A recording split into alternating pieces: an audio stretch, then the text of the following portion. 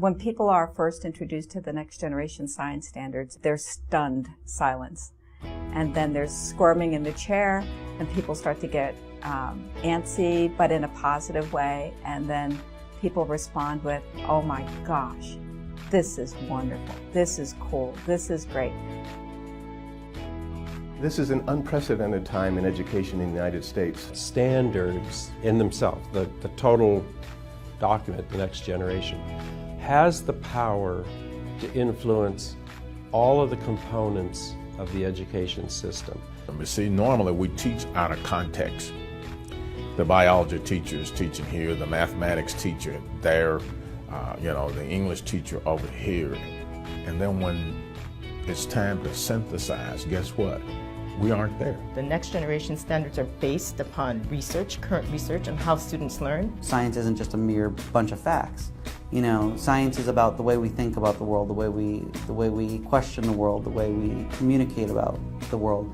And that piece alone, developing that, is a huge piece of the new standards. We're really looking at the next generation science standards to propel students into 21st century. So you're looking at college readiness, you're looking at career readiness. Why is now the time for the next generation science standards? We're past the time for the next generation standards. To be competitive globally, we need to prepare our students. We have to have as a solid, firm foundation that framework for K-12 science education from the scientific community. I'm one of the writing team members, and my job is to assist with the development of the standards, which is connected to the framework. Minnesota is a lead state, so as part of that, I've convened together groups.